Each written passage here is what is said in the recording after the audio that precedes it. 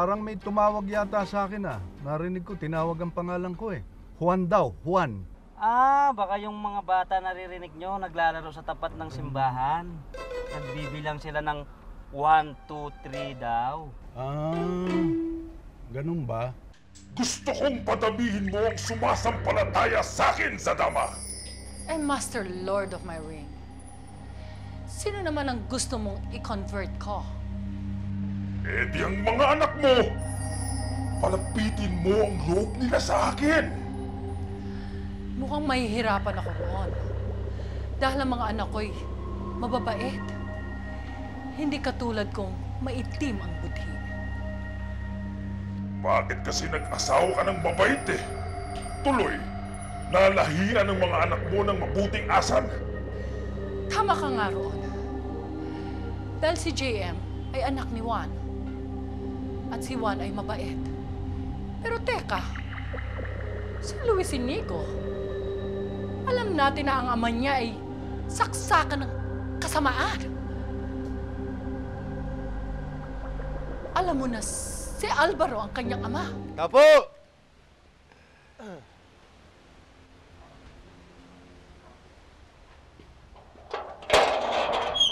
Sino sila? Ano kailangan nyo?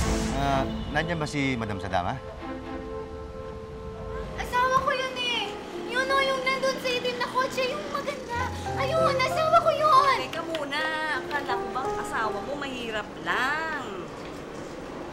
Mangingisda siya. Tingnan mo na, mangingisda tapos nakapikotse. Teka muna. Halos 18 taon mong hindi nakita yung asawa mo, di ba? Paano mo naman napatunayan siya yun? Ay, naku, Ina, hindi mo asawa yung nakita mo. Siguro napagkamalan mo lang. Di ba? Sino kayo? Anong kailangan nyo? Kaibigan ko siya. Ikaw, sino ka? Kaibigan. Anong pangalan nyo? Ako si Alvaro. Alvaro. Alvaro ano? Alvaro? Hindi yun, tinatanong ko yung apelido nyo. Alvaro ano kayo? Alvaro nga. Alvaro. Alvaro ang pangalan ko at Alvaro ang apelyido ko. Ganun. Bueno, Mr. Alvaro. Mother ko kasi si Madam Zadama.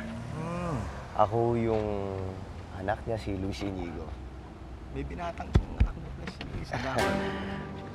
Alvaro! Paano? Anong ginagawa mo dito? Luis Inigo, pwede ba pumasok ka muna sa bahay?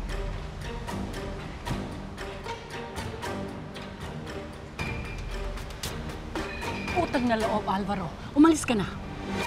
Ako na lang pupunta sa bahay mo. Pangako yun. Sige, pagbibigyan kita. Pero wag mo akong bibiguin, ha? Kilala mo ako, Zadama. Hindi ko mali na naman itong kombinasyon na. Nasaan ba kasi itong si Marie? Marie? Marie?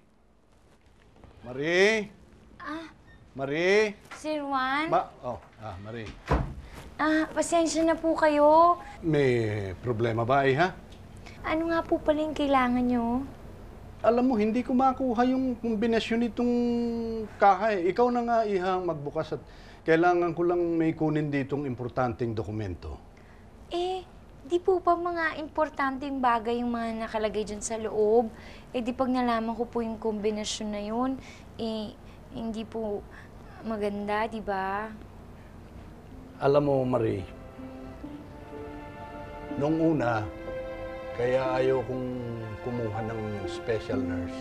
Dahil sa, alam mo, hindi ako madaling magtiwala sa tao. Pero nung unang araw na makilala kita, naramdaman ko na mapagkakatiwalaan kita. Talaga po. Maraming salamat po. Huwag kayong mag-alala. Hindi ko po sisirain yung pagtitiwala niyo sa akin. Yun ang ipihit mo, no? Opo. Itapat mo doon sa parang dot na ano. Okay, mahirap kasi yung... Ano po ba? 0 kaliwa. Sige po. Pagkatapos 0 din kanan. Tapos, 0 uli, pakaliwa. 0. Oo. Tapos, 0 pa kanan. 0? Oo. Kakombinasyon ba yun?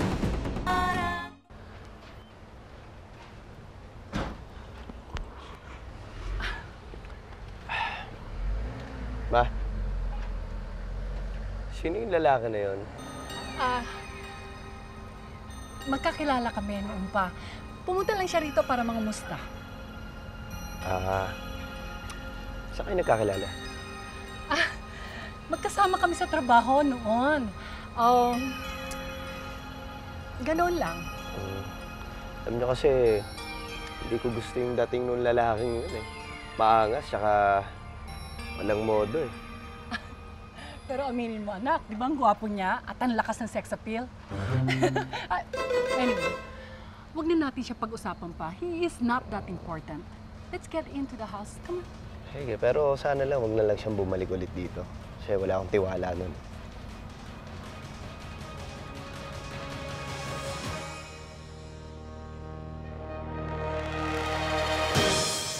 Bakit ganun? Hanggang ngayon, naaalala ko pa rin si Felipe. Naaalala din kaya niya ako? Sinusubukan kaya niya akong hanapin? Magkikita pa kaya kaming muli? Oo. Kailan? Kung hindi, why not? Hoy! Sagutin niyo naman ako. Suplado niyo.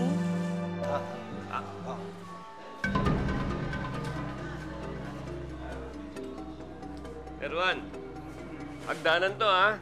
Okay. Yan. Yan. Oop. Oop. Wala. Wala.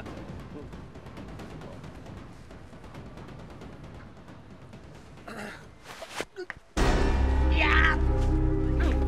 Sino ka? Bakit sunod ka na sunod? Ha? Ikaw nagtatangka pumatay kay Mr. Bautista, no? Ha? Hindi po. Wala akong planong ganyan. Ba't mo ako sinadya? Ano ba ang kinagagalit mo? Eto, eh. Kasi papatay sa inyo. May dalang baril, eh. Labas mo yung baril! Hindi po baril yan. Memorial plan po yan. Ay, hindi po ako ng memorial plan. Matagal ko na sinusundan kasi plano kong alukin siya ng plan na para sa promo naming air condition na kabaong. Abay, loko pala ito, ha? Daboy, sa nandun yung taong yan, ilapit mo sa akin, hambalosin ko yan. Anong sinasabi ko? Anong natawal ang sinasabi mo? Buhay na buhay pa ako, eh. Papatayin mo ako. Yung ibang plano, nabigay mo sa akin. Ano ba yung ibang plano? Wala ka ba talagang baril? Ano ko? Marami pa akong plano, marami akong plano. Cellphone pala ito, eh. Marami ako. Saan bukang plano po meron ako dito? Mura ba? Mura? Mura po. Nakakainis talaga yung Marina yan. I mean, haller. Imagine nyo, wala na tuloy na sira na may bracket. Paano na ako makakapag-play ng badminton? Enough is enough. And if the going gets tough, and the tough gets going and going and going, kailangan talaga mawala na sa landas ko ang pangit na Marina yan. Kailangan gumawa na ako ng paraan para mapatalsik siya sa pamamahay na to. That ugly duckling, I have to get rid of her. By hook or by crooked.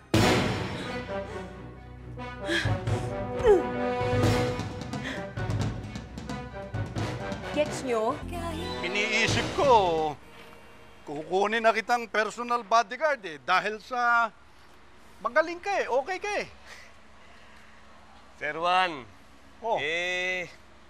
Sorry ho, hindi ko matanggap yung offer nyo. Kasi, Bakit naman? mag-abroad na ho ako, eh. Pupunta ako sa US. Bakit? Nakuha ho akong bodyguard ni President Bush. Swerte ho lang, eh. Aba, talagang magaling ka, Daboy, ano?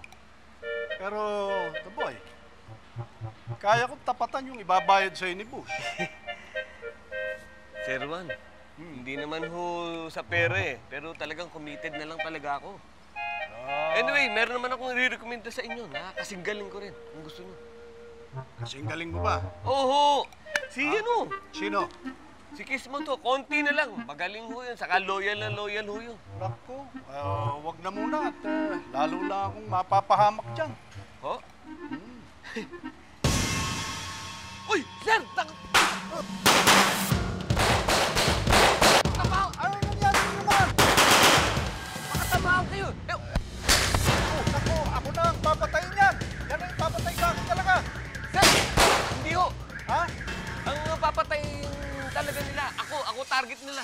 Bakit? Eh, marami rin ho akong kaaway eh. Naku, mapapahamak pa pala akong lalo sa'yo eh. Uy, yun! Sa pool! Patay na, sir. Oh, ay, Dapoy, mabuti pa nga doon ka na kay Bush. Good evening po, Madam Sadama.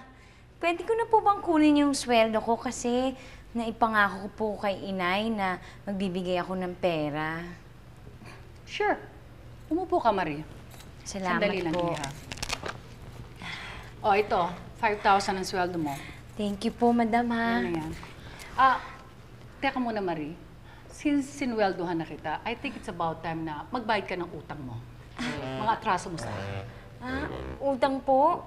Bakit? Hindi mo ba natatandaan yung 10 plato na binasag mo habang ikaw ay naguhugas? 2,400 yun. Ito po yung 400. Okay. Ayan po, 2,000. Okay, very Sige good. po, bye. Kaya muna hindi pa ako tapos. Natatanda mo ba yung 3 bases na nabasag mo? 3 yun. Ang isa noon, 300. At saka yung cup na iniinuman ko, at saka yung saucer, 400 yun kasi China pa yun. You know, porcelain yun. So, siguro 9 and 4, it's 1,300. 1,300. Wala naman po akong nababasag na vase eh. Ano palagay mo sa akin, liar? Eh, wala namang tanga dito nagtatrabaho sa pamamahay ko kung hindi ikaw lang. So, give me 1,300. Ayan po, thank you. Sige Sige po. sandali lang. 1,200 lang to. Akin na yung 100. Ayan, sige po. Okay, hindi pa tayo tapos. Marie, umupo ka. Natatanda mo ba yung paborito kong blouse? Binili ko yun sa Makati. 1,200 yun, Iha. Sige na. 1,200? Of course, darling. 1,200. Dali. Ito po. Ayan, okay. Tsaka yung aking gasolina na naaksay ako para bilhin lang yung blouse. Ano ito? So, meron pa akong balance na 100 sa sweldo mo, sa susunod na sweldo mo. Okay, you can get that. I'll get it na lang later. Okay, you can go. Bye. Salamat po, Madam Sadama.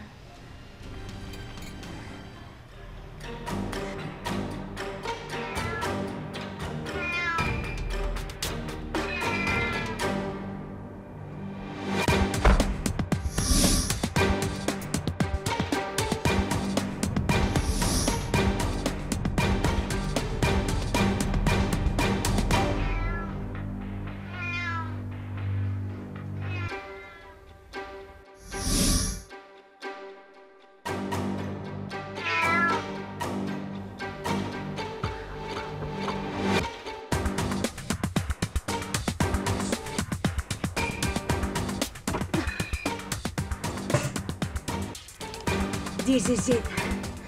Tingnan ko lang kung magkaroon ka pa ng dangal.